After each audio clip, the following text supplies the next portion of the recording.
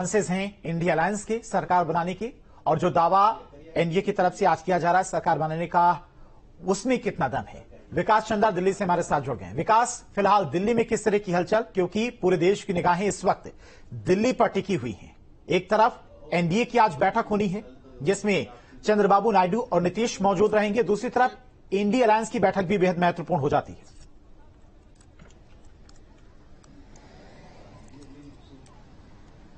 जी बिल्कुल, आज दिल्ली में काफी महत्वपूर्ण दिन है और 10 साल पहले की राजनीति की याद एक बार फिर ताजा हो गई है। जिस तरीके से पहले अलग अलग दलों की बैठकें होती थी, एनडीए की बैठक हो रही है, यूपीए की बैठक हो रही है, कभी खबर आती थी कि एक दल साथ छोड़कर दूसरे दल में जा रहा है। हालांकि थोड़ी सी परिस्थिति अभी भिन्न है क्योंकि एनडीए के जो घटक दल हैं वो एनडीए में के प्रति एकजुटता दिखा रहे हैं, इंडी गठबंधन के जो दल हैं वो इंडी गठबंधन के प्रति एकजुटता दिखा रहे हैं। तो आज काफी महत्वपूर्ण दिन है क्योंकि दोनों गठबंधनों की बैठकें होने वाली हैं और शाम 4 बजे एलकेएम पर, जहां मैं अभी मौजूद हूं, जो प्रधानमंत्री का आवास है, वहां पर एनडीए के घटक दलों की बैठक होने वाली है और उसके जितने नेता हैं या तो दिल्ली पहुंच गए हैं या पहुंचने वाले हैं, चाहे वो नीतीश कुमार हो, चंद्रबाबू नायडू हो, अजीत पवार हो, एकनाथ शिंदे हो, सभी दिल्ली के लिए रवाना हो गए हैं और कुछ उसमें से पहुंच भी दिल्ली गए हैं।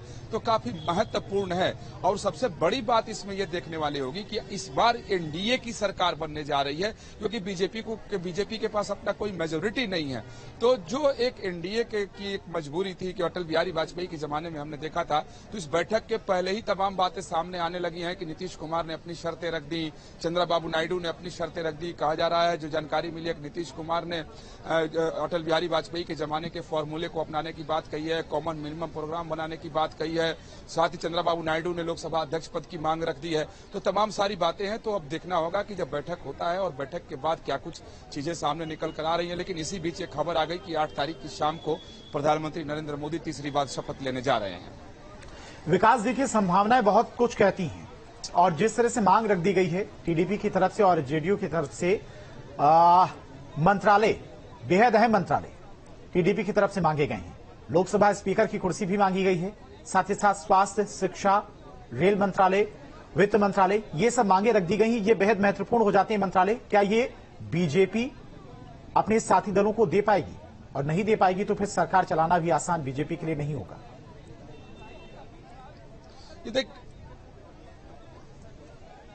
जी बिल्कुल सही कहा आपने कि बीजेपी के लिए, प्रधानमंत्री नरेंद्र मोदी के लिए सरकार चलाना बिल्कुल आसान नहीं होगा क्योंकि इस बार एनडीए की सरकार है। बीजेपी के पास खुद की अपनी 2014 या 2019 की तरीके से मेजोरिटी अपनी खुद की नहीं है। एनडीए के घटक दलों पर उनको निर्भर रहना पड़ेगा और इस बात को एनडीए के घटक दल इसका फायदा जरूर उठाएंगे और यही वजह है कि बैठक के पहले ही तमाम बातें सामने आने लगी और मांगे रखी जाने लगी हैं। आप टीडीपी की जो मंत्रालय बताए हैं उसमें एक और मंत्रालय की मांग उन्होंने की है, आईटी भी दीजिए, क्योंकि चंद्रबाबू नायडू और आंध्र प्रदेश का आईटी को लेकर के एक अलग से पहचान है, तो आईटी भी वो मांग रहे हैं। लेकिन सबसे बड़ी बात कि उन्होंने लोकसभा अध्यक्ष का जो पद है उसकी मांग उन्होंने रख दी है। तो अब मुझे नहीं लगता है कि शायद ये स्वीकार करने की स्थिति में बीजेपी है या प्रधानमंत्री नरेंद्र मोदी स्वीकार करेंगे, क्योंकि अध्यक्ष पद देने का मतलब है कि कुंजी थमा देना, चाबी थमा देना। और वही नीतीश कुमार कह रहे हैं कि कॉमन मिनिमम प्रोग्राम बनाओ, वो भी तमाम रक्षा और रेल जैसे मंत्रालय मांग रहे हैं। तो अब देखने वाली बात है कि किस तरीके से बीच का रास्ता निकलता है। हालांकि अभी तक ये जानकारी छन कर आ रही है, बैठक होने के बाद ही स्थिति साफ हो पाएगी कि किन दलों की तरफ से क्या मांगे रखी गई हैं। लेकिन हाँ, इतना जरूर है कि अब एनडीए के घटक दलों के ऊपर ही ये सरकार निर्भर रहेगी, उसी के सहारे सरकार चलेगी और यही वजह है कि अभी से ही तमाम अटकलें लगाई जा रही हैं।